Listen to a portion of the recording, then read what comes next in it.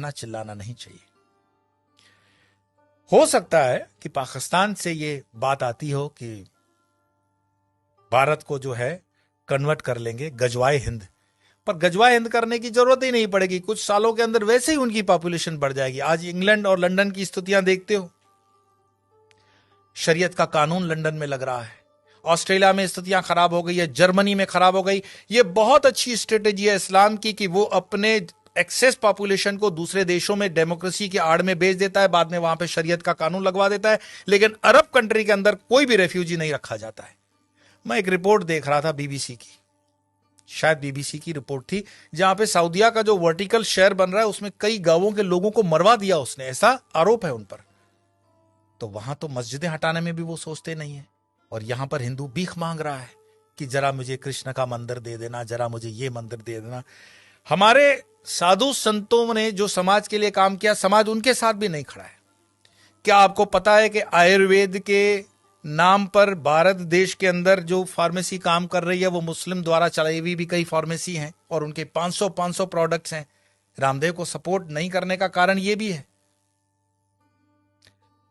हमदर्द का एक टॉनिक है सिंकारा, उसको प्रमोट करते हुए कम्युनिस्ट पार्टी के कुछ नेता कहते हैं कि यह शक्तिवर्धक है। उनको पूछो तुम्हें कैसे पता चला यह शक्तिवर्धक है, कोई लेबोरेटरी टेस्ट है? एलोपैथी के कंपैरिजन में जो रामदेव बाबा को कहा गया था कोरोना के कंपैरिजन में, वो चीजें सब पर लागू होनी चाहिए। क्या आपको पता है सोनू निगम जैसा कलाकार जो पिछले कई सालों से फिल्म इंडस्ट्री के अंदर बेहतरीन आवाज दे रहा है, उसने जब खुले से कहा कि इस अजान के कारण मुझे तकलीफ होती है, इंडस्ट्री में उसको काम मिलना कम हो गया, क्योंकि बॉलीवुड की इंडस्ट्री आज भी इस्लामिक फंडामेंटलिस्टों द्वारा डोमिनेट है। मैं आपको और बता दूं, जिन दिनों शाहरुख खान, सलमान खान, आमिर खान स्ट्रगल कर रहे थे, गोविंदा सुपरस्टार था, और गोविंदा को नीचे करने के लिए उसकी जोड़ी में चलने वाली करिश्मा कपूर को आमिर खान के साथ एक फिल्म दे दी जाती है परदेसी। गोविंदा की जोड़ी को तोड़ा जाता है, और उसके बाद उदय होता है सलमान खान, आमिर खान और शाहरुख खान का समय, क्योंकि इंडस्ट्री डोमिनेटेड है इस्लामिक लॉबी द्वारा।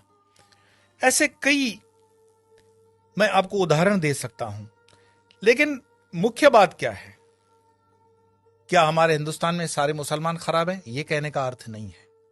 हमारे हिंदुस्तान के अंदर आजम जी, प्रेम जी जैसे भी इंडस्ट्रियलिस्ट हैं विप्रो के, उन पर आरोप भले लगे कि वो मुसलमानों के हितों की ज्यादा सोचते हैं, हिंदुओं की नहीं, पर मैं इस पे नहीं जाऊंगा। परंतु यहां मुसलमान न सिर्फ बढ़ रहे हैं, सुख संपन्नता के साथ बढ़ रहे हैं, ऐसा उस रिपोर्ट में कहा गया है। तो दुखी कौन हो रहा है? दुखी हो रहा है हिंदू। हिंदू क्यों दुखी हो रहा है? क्योंकि वो कर्महीन होकर के जीना चाहता है, और बेवजह की फालतू चीजों में वो अटका हुआ है। अपनी ना तो वो स्किल को डेवलप कर पा रहा है, और अपने हर छोटे छोटे उद्योग को छोड़ता जा रहा है।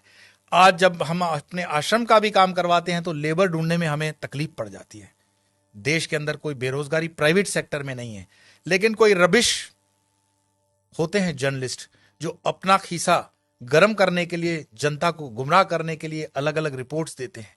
देश के अंदर आज भी उतना ही रोजगार है, अगर युवान ठान ले तो बहुत कुछ कर सकता है, लेकिन जो आप जगह खाली करते हो वो दूसरा आता है।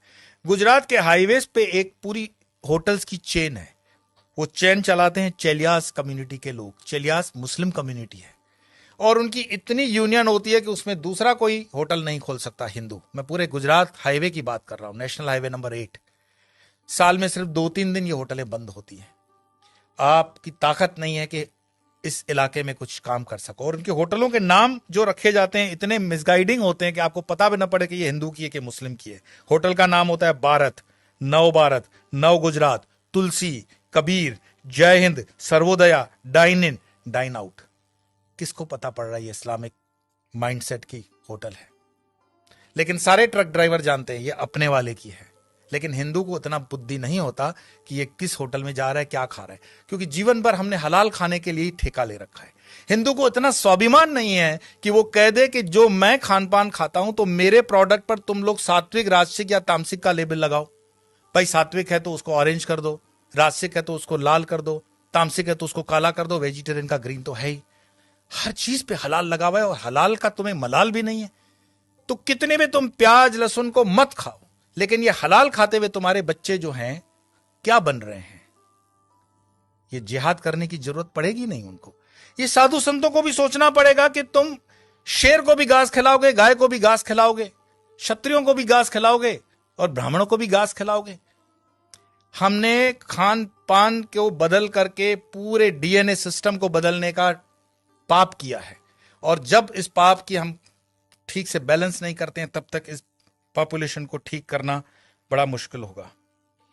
एक इंसान, ये वीडियो समाप्त करने से पहले मैं बता रहा हूं, एक इंसान जिसने अलीगढ़ मुस्लिम यूनिवर्सिटी का स्थापना किया था, सर सैयद, उसने सिर्फ ख्वाब देखा था पाकिस्तान बनाने का, कि एक ऐसा देश बन सकता है। एक टाइपराइटर और एक इंसान जिन्ना, जिसने देश बनाकर दिखा दिया, और यह चीज इतिहास के अंदर दर्ज है। क्या पता ओवैसी जो कह रहा हो उसको हम सीरियसली नहीं ले रहे हैं। अगर शाहबानू केस कोर्ट का इधर उधर हो सकता है तो राम मंदिर का केस भी राहुल गांधी तो बोले थे कि हम कर देंगे, ऐसा उन पर आरोप है, प्रमोद जी ने लगाया था। हिंदुओं को जागना पड़ेगा। कोई शंकराचार्य फिर से आए ना आए इसकी कोई गारंटी नहीं है। शंकराचार्य जी की जयंती मनाने से सिर्फ इतना ही मैसेज मिलता है, उत्तिष्ठ जागृत प्राप्य वरानी बत, उठो जागो, अपनी जवाबदारी लो। कब तक दूसरों के कंधों पे रहोगे कि ये तुम्हारी जवाबदारी लेगा?